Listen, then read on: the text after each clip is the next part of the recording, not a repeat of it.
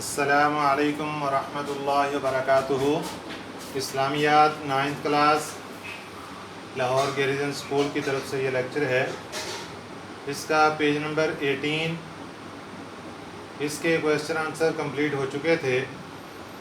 اس میں 3 آیات ہیں جن کا آج مفہوم ہوگا، اور اس کے ساتھ ہم حدیث نمبر 1 کا لیکچر لیں گے۔ سب سے پہلے نمبر پر آیت ہے اعوذ باللہ من الشیطان الرجیم، بسم اللہ الرحمن الرحیم، یا ایہا الذین آمنوا اذا لقیتم فئة فاثبتوا واذکروا اللہ کثیرا لعلکم تفلحون۔ اس کا ترجمہ ہے، اے ایمان والو، جب تمہارا مقابلہ کافروں کی کسی جماعت کے ساتھ ہو تو ثابت قدم رہو اور اللہ کا ذکر کثرت کے ساتھ کرو تاکہ تم کامیاب ہو جاؤ۔ اس آیت مبارکہ کا مفہوم یہ ہے کہ اللہ رب العزت اس آیت مبارکہ میں مسلمانوں کو کافروں کے ساتھ مقابلہ ہو جانے کی صورت میں نصیحت فرما رہے ہیں کہ کیا کیا کرنا ہے۔ فرمایا ثابت قدم رہو اور اللہ کا ذکر کثرت کے ساتھ کرو۔ یہ 2 کام اس آیت مبارکہ میں فرمائے گئے ہیں کہ کافروں کے ساتھ مقابلہ ہو جائے تو یہ 2 کام کرنے ہیں، ثابت قدم رہنا ہے اور اللہ کا ذکر کثرت کے ساتھ کرنا ہے۔ نتیجہ یہ نکلے گا کہ اللہ پاک کامیابی تمہیں عطا فرمائیں گے۔ دوسری آیت مبارکہ ہے بسم اللہ الرحمن الرحیم، وَأَطِیعُوا اللَّهَ وَرَسُولَهُ وَلَا تَنَازَعُوا فَتَفْشَلُوا وَتَذْهَبَ رِیحُکُمْ وَاصْبِرُوا إِنَّ اللَّهَ مَعَ الصَّابِرِینَ۔ اللہ اور اس کے رسول صلی اللہ علیہ وسلم کی اطاعت کرو، آپس میں جھگڑا نہ کرو، پھر تم ہمت ہار جاؤ گے اور کافروں پر تمہارا رعب ختم ہو جائے گا، اور صبر کرو، بے شک اللہ صبر کرنے والوں کے ساتھ ہے۔ اس آیت مبارکہ کا مفہوم یہ ہے کہ اس میں بھی اللہ پاک کافروں کے ساتھ مقابلہ ہو جانے کی صورت میں کچھ نصیحتیں ارشاد فرما رہے ہیں۔ سب سے پہلی نصیحت ہے اللہ اور اس کے رسول کی اطاعت کرنی ہے، جو حکم ارشاد فرمائیں اس کے مطابق کام کرنا ہے۔ نمبر 2، آپس میں جھگڑا نہیں کرنا۔ نمبر 3، اس کا نقصان کیا ہوگا؟ فَتَفْشَلُوا، تم ہمت ہار جاؤ گے، وَتَذْهَبَ رِیحُکُمْ، اور تمہارا رعب کافروں سے ختم ہو جائے گا۔ اور تیسرا کام یہ ارشاد فرمایا کہ وَاصْبِرُوا، صبر کرو، إِنَّ اللَّهَ مَعَ الصَّابِرِینَ، بے شک اللہ تعالیٰ صبر کرنے والوں کے ساتھ ہے۔ تو اس آیت مبارکہ میں بھی کافروں کے ساتھ مقابلہ ہو جانے کی صورت میں 3 احکام۔ پہلے نمبر پہ اللہ اور اس کے رسول کی اطاعت، دوسرے نمبر پہ جھگڑا مت کریں، تیسرے نمبر پہ صبر کریں۔ تیسری آیت مبارکہ وَلَا تَكُونُوا كَالَّذِينَ خَرَجُوا مِن دِيَارِهِمْ بَطَرًا وَرِئَاءَ النَّاسِ وَيَصُدُّونَ عَن سَبِيلِ اللَّهِ وَاللَّهُ بِمَا يَعْمَلُونَ مُحِيطٌ۔ ترجمہ، اور نہ ہو جاؤ ان کافروں کی طرح جو اپنے گھروں سے اتراتے ہوئے اور لوگوں کو دکھلانے کے لیے نکلے، اور وہ اللہ کے راستے سے روکتے ہیں، اور اللہ تعالیٰ تمام اعمال کا احاطہ کیے ہوئے ہیں۔ اس آیت مبارکہ میں بھی کافروں کے ساتھ مقابلہ ہو جانے کی صورت میں نصیحت کہ ان کافروں کی طرح نہ بن جاؤ جو اپنے گھروں سے اتراتے ہوئے نکلے۔ تکبر یہ اللہ رب العزت کو انتہائی ناپسندیدہ عمل ہے۔ اس سے منع فرما دیا کہ اپنے گھروں سے تکبر، فخر کرتے ہوئے نہیں نکلنا، بلکہ اللہ کی رحمت پر بھروسہ کرتے ہوئے عاجزی کے ساتھ نکلنا ہے۔ وَرِئَاءَ النَّاسِ، دوسرا کام جس سے منع کیا گیا کہ لوگوں کو دکھلانے کے لیے نہیں، کیونکہ جو کام بھی لوگوں کو دکھانے کے لیے کیا جائے گا، اگرچہ وہ عمل پہاڑوں کے برابر بھی ہوگا، اس کا 1 ذرہ بھی ثواب نہیں ملے گا۔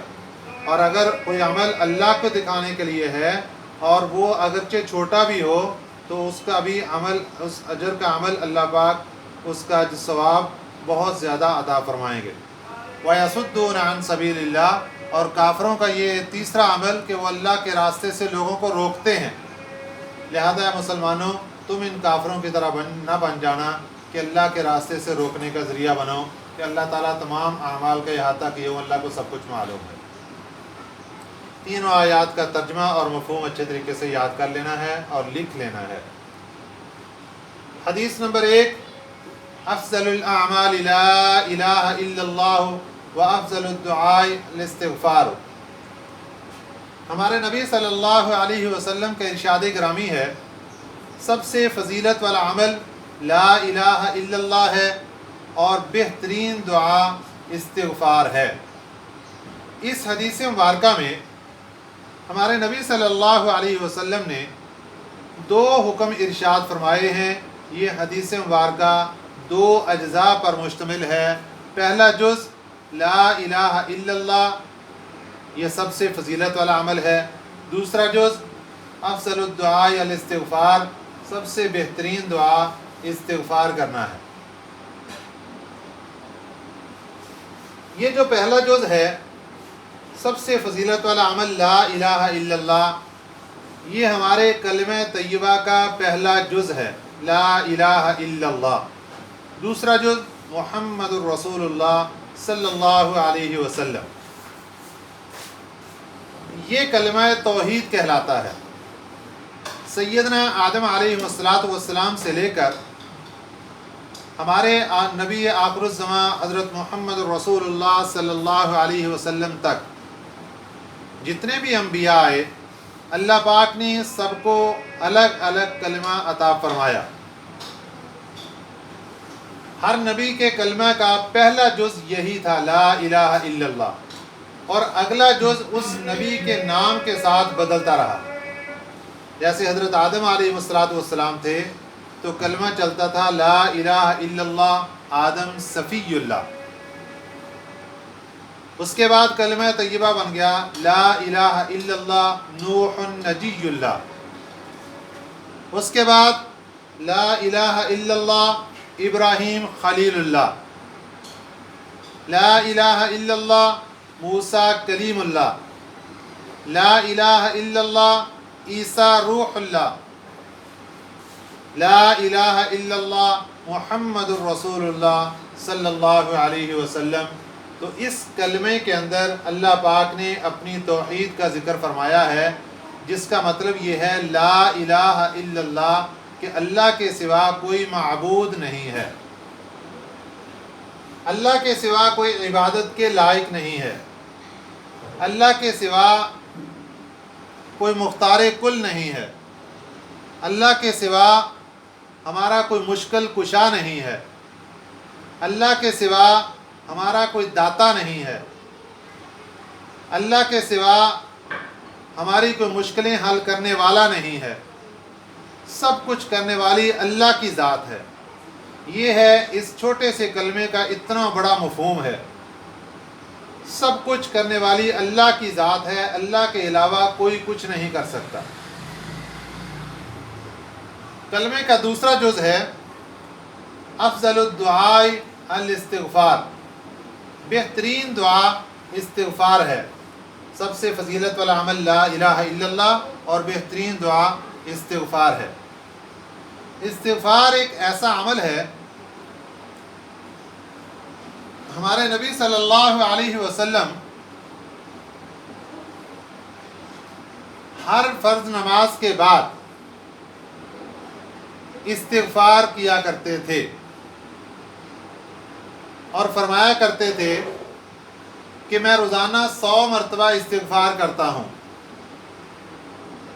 جبکہ نبی پاک صلی اللہ علیہ وسلم معصوم تھے۔ چونکہ اللہ پاک نے ارشاد فرمایا لقد کان لکم فی رسول اللہ اسوۃ حسنہ، ہمارے نبی صلی اللہ علیہ وسلم اس امت کے لیے بہترین نمونہ ہیں، تو آپ صلی اللہ علیہ وسلم استغفار کر کے دکھایا کرتے تھے کہ امت والو تم سے گناہ ہوتے رہتے ہیں، لہذا یوں کثرت کے ساتھ استغفار کیا کرو۔ استغفار کرنے کے بہت سے فوائد ہیں، چونکہ ہمارے نبی صلی اللہ علیہ وسلم نے خود بھی استغفار کیا اور ہمیں بھی استغفار کرنے کا حکم ارشاد فرمایا کہ تم بھی استغفار کیا کرو۔ لہذا ہمیں چاہیے کہ ہم کثرت کے ساتھ استغفار کریں۔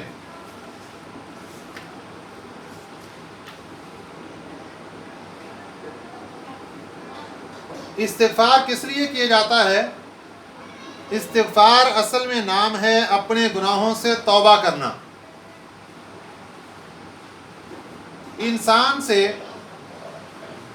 دو چیزیں ہیں جو اس سے گناہ کرواتی ہیں۔ نمبر ایک، انسان کا اپنا نفس جو اس سے گناہ کرواتا ہے۔ نمبر دو، شیطان ابلیس جو انسان سے گناہ کرواتا ہے۔ ہمیں چاہیے کہ ہم شیطان سے بھی اللہ رب العزت کی پناہ حاصل کریں، اور اس کے ساتھ ساتھ ہم اپنے نفس سے بھی اللہ رب العزت کی پناہ حاصل کریں۔ اللہ پاک ہمیں ان دونوں شریر چیزوں سے اپنی پناہ میں رکھے اور ہمیں ان سے محفوظ رکھے۔ یہ دونوں چیزیں انسان سے گناہ کرواتی ہیں۔ مولانا رومی رحمۃ اللہ علیہ نے اپنی کتاب مثنوی میں ایک واقعہ نقل کیا ہے کہ ایک لکڑہارا تھا، وہ جنگل سے روزانہ لکڑیاں کاٹ کر اپنے گھر لے کر آتا اور پھر اس کو فروخت کیا کرتا تھا۔ ایک دن سردیوں کا زمانہ تھا کہ اس نے لکڑیاں کاٹیں، اور وہ کاٹ کے جب اپنے گھر پہنچا تو جب لکڑیوں کا بنڈل اس نے کھولا تو دیکھا کہ اس کے ساتھ ایک سانپ بھی اس کے گھر پہنچ گیا۔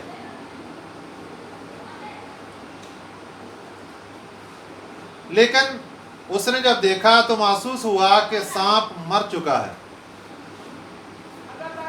اس نے اس کو گھر کے اندر ہی ایک کونے میں پھینک دیا اور اس کو گھر سے باہر نہیں نکالا۔ لیکن وہ سانپ مرا ہوا نہیں تھا، بلکہ وہ سانپ سردی کی وجہ سے اس کا جسم اکڑ چکا تھا۔ جیسے ہی تھوڑی دیر کے بعد دھوپ نکلی اور سورج کی گرمی اس کے جسم کو حاصل ہوئی تو وہ سانپ کے جسم میں جان پڑ گئی۔ اتنی دیر میں تھکا ہارا لکڑہارا سو گیا تھا اور سانپ وہاں سے اٹھا اور اس نے لکڑہارے کو ڈس لیا اور وہ وہیں انتقال کر گیا۔ اس واقعے کو ذکر کرنے کے بعد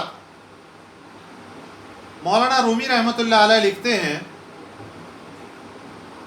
کہ ہمارا جو نفس ہے یہ بھی ایک سانپ کی طرح ہے۔ اگر ہم اس سے محفوظ نہیں رہیں گے، اس سے احتیاط نہیں کریں گے تو ایک وقت ایسا آتا ہے کہ یہ نفس ہمیں ڈس لیتا ہے، جس طرح سانپ نے اس لکڑہارے کو ڈس لیا۔ اس لیے ہمیں چاہیے کہ ہم ہر وقت اپنے ان نفس سے احتیاط رکھیں، اور اگر کبھی گناہ ہو جاتا ہے تو فوراً ہم توبہ کریں اور استغفار کریں۔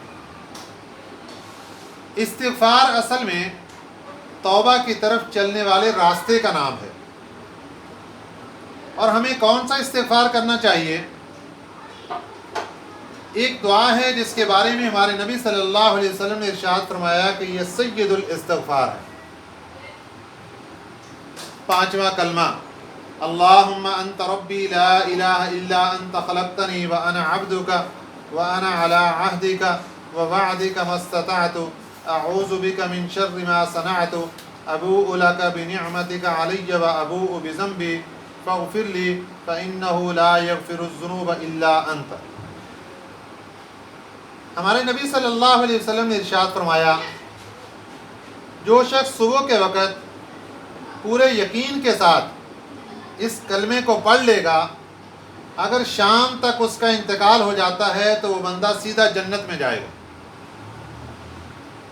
اور اگر شام کو پڑھ لے گا اور صبح تک اس کا انتقال ہو گیا تو وہ بندہ بھی سیدھا جنت میں جائے گا۔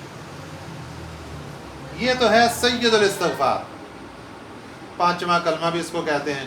اور یہ پانچواں کلمہ اور الفاظ کے ساتھ بھی کتابوں میں لکھا ہوا ہے، استغفر اللہ ربی من کل ذنب اذنبتہ عمدا او خطأ الی آخری، وہ بھی ٹھیک ہے، وہ بھی استغفار ہے، اس کو بھی پڑھا جا سکتا ہے۔ اور اگر کوئی بندہ مختصر کر کے استغفر اللہ ربی من کل ذنب واتوب الیہ، یہ بھی ٹھیک ہے۔ اور اگر اس سے بھی مختصر کرنا چاہتا ہے اور یوں پڑھتا ہے استغفر اللہ استغفر اللہ استغفر اللہ، تو یہ بھی ٹھیک ہے۔ تو انسان کو چاہیے کہ اپنے گناہوں کو سامنے رکھتے ہوئے ہر وقت اللہ رب العزت سے توبہ اور استغفار کرتا رہے۔ توبہ کرنے کی 3 شرائط ہیں۔ نمبر 1، جو گناہ انسان کر رہا ہے اس کو فوری طور پر چھوڑ دے۔ نمبر 2، اس کے اوپر نادم ہو، یعنی شرمندگی کا اظہار کرے۔ نمبر 3، اللہ تعالیٰ سے یہ وعدہ کرے کہ یا اللہ میں آئندہ کبھی گناہ نہیں کروں گا۔ یہ 3 کام کرنے کے بعد انسان گناہوں سے پاک ہو جاتا ہے۔ اور ہمارے نبی صلی اللہ علیہ وسلم کے ارشاد گرامی ہے، التائب من الذنب کمن لا ذنب لہ، توبہ کرنے والا ایسا ہے جیسا کہ اس نے گناہ کیا ہی نہیں، گناہوں سے بالکل بچ جاتا ہے، ختم ہو جاتے ہیں اس کی گناہ، اس کی ڈائری سے ختم کر دیے جاتے ہیں۔ تو یہ استغفار کے فوائد ہیں، توبہ کرنے کے فوائد ہیں۔ ہمیں چاہیے کہ ہم گناہ نہ کریں، اگر کبھی گناہ ہو جاتا ہے تو ہم فوری طور پر توبہ کر لیں، اللہ تعالیٰ سے معافی مانگ لیں۔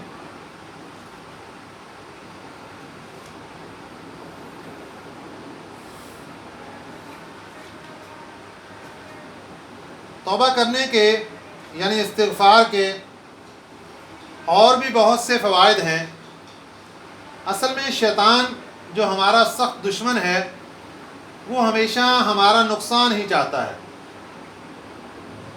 حضرت امیر معاویہ رضی اللہ تعالیٰ عنہ روزانہ تہجد کے وقت اٹھتے تھے اور تہجد کے نوافل ادا فرمایا کرتے تھے۔ ایک دن تہجد کے وقت اٹھ نہ سکے اور تہجد کے نفل ان کے رہ گئے۔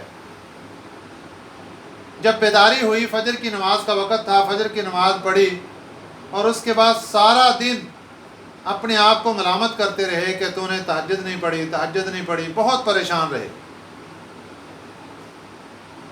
اگلے دن جب لیٹے تو تہجد کے وقت میں ایک بزرگ نمودار ہوئے اور انہوں نے آ کر اٹھا دیا کہ تہجد کا ٹائم ہو گیا، اٹھ کے نفل پڑھ لو۔ یہ اٹھے اور اس سے پوچھا کہ تم کون ہو؟ انہوں نے کہا بھائی چھوڑو، اپنا کام کرو، آپ تہجد پڑھ لو، تہجد کا ٹائم ہو گیا۔ بہت زیادہ اصرار کیا کہ بتاؤ تم کون ہو ورنہ میں چھوڑوں گا نہیں تمہیں۔ تو اس نے اپنا تعارف کروایا کہ میں شیطان ابلیس ہوں۔ یہ پریشان ہو گیا کہ تم شیطان ابلیس ہو اور مجھے تہجد پڑھنے کے لیے اٹھا رہے ہو، اس میں کیا راز ہے؟ اس نے کہا کہ اس میں راز یہ ہے کہ کل جب میں نے آپ کو نہیں اٹھنے دیا، آپ کو سلائے رکھا اور آپ سارا دن اپنی اس بات کے اوپر ندامت کرتے رہے، شرمندہ رہے، اللہ سے توبہ کرتے رہے، تو اس کا اللہ پاک نے اتنا بڑا اجر اور اتنا بڑا جنت میں تمہیں درجہ عطا فرمایا کہ اگر تہجد پڑھ لیتے تو وہ نہ ملتا، چھوٹا ملتا۔ تہجد نہ پڑھنے کی وجہ سے جو تمہیں شرمندگی ہوئی اور تم نے اللہ کی طرف رجوع کیا، تو اس کا اللہ پاک نے تمہیں اس سے بھی بڑا درجہ عطا فرمایا۔ تو آج میں نے تمہیں خود ہی آ کر اٹھا دیا کہ اس سے بہتر ہے تم تہجد پڑھ لو تاکہ چھوٹا درجہ ملے، بڑا نہ مل سکے۔ یہ شیطان ہمارا اتنا سخت دشمن ہے، اس لیے ہمیں ہمیشہ شیطان سے بچتے رہنا چاہیے۔ توبہ کرنے کے اور بھی بہت سے फ़वाइद हैं। हमारे नबी सल्लल्लाहु अलैहि वसल्लम इरशाद फरमाते हैं, जो शख्स इस्तिग़फ़ार की कसरत करता है, अल्लाह ताला उसके लिए हर तंगी में कुशादगी और हर रंज से निजात की सूरत पैदा कर देते हैं और उसको ऐसी जगह से रोज़ी देते हैं जहाँ से उसको ख्याल भी ना हो। हमारे नबी सल्लल्लाहु अलैहि वसल्लम ने इरशाद फरमाया कि लोहे के ज़ंग की तरह दिलों का भी ज़ंग होता है, जिसे साफ़ करने वाली चीज़ इस्तिग़फ़ार है। फरमाया हमारे नबी सल्लल्लाहु अलैहि वसल्लम ने, गुनाहों से तौबा करने वाला ऐसे है जैसे उसने गुनाह किया ही नहीं। फरमाया हमारे नबी सल्लल्लाहु अलैहि वसल्लम ने, खुशखबरी है उस शख्स के लिए जिसके नामा अमाल में कसरत से इस्तिग़फ़ार पाया जाए। हमारे क्वेश्चन है, इलाह से क्या मुराद है? इसका आंसर ये है कि इलाह से मुराद ऐसी ज़ात है जिसकी इबादत की जाए, जिससे बेपनाह मोहब्बत और अक़ीदत हो। ज़ाहिर है वो अल्लाह ही की ज़ात है जिसने हमें पैदा किया है, हमें अक़ल और बसीरत अता फ़रमाई है, हमें न सिर्फ ज़िंदगी दी बल्कि ज़िंदगी की तमाम नेमतें अता की हैं। इसके बाद है, हमें अल्लाह की नज़र में पसंदीदा और महबूब बनने के लिए क्या करना चाहिए? हमें अल्लाह की नज़र में पसंदीदा और महबूब बनना चाहिए।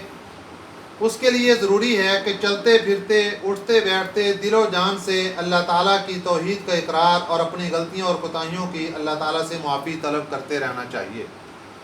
इसके बाद है तौबा की शराइत। तो मैंने अर्ज़ कर दी कि तौबा की 3 शर्तें हैं। सबसे पहले उस गुनाह को फ़ौरी तौर पे छोड़ दो। नंबर 2, उस पर नदामत और शर्मिंदगी का इजहार करो। और नंबर 3, उससे अल्लाह ताला से पक्का वादा करो कि या अल्लाह मेरा ये गुनाह माफ़ कर दे, आइंदा मैं कभी गुनाह नहीं करूँगा। और अगर इंसान तौबा करता है और फिर टूट जाती है तो परेशान होने की ज़रूरत नहीं, दोबारा तौबा कर लेनी चाहिए। दिन में अगर 100 मरतबा भी टूट जाती है तब भी परेशान ना हो। हम जब भी तौबा करेंगे तो अल्लाह रब्बुल इज़्ज़त हमारे गुनाहों को मुआफ़ फरमा देंगे। ये हदीस मुबारका का तर्जुमा और इसकी तशरीह अच्छे तरीके से याद करनी है और ये क्वेश्चन, इनका आंसर आपने लिख भी लेना है। अस्सलामु अलैकुम व रहमतुल्लाहि व बरकातुहू।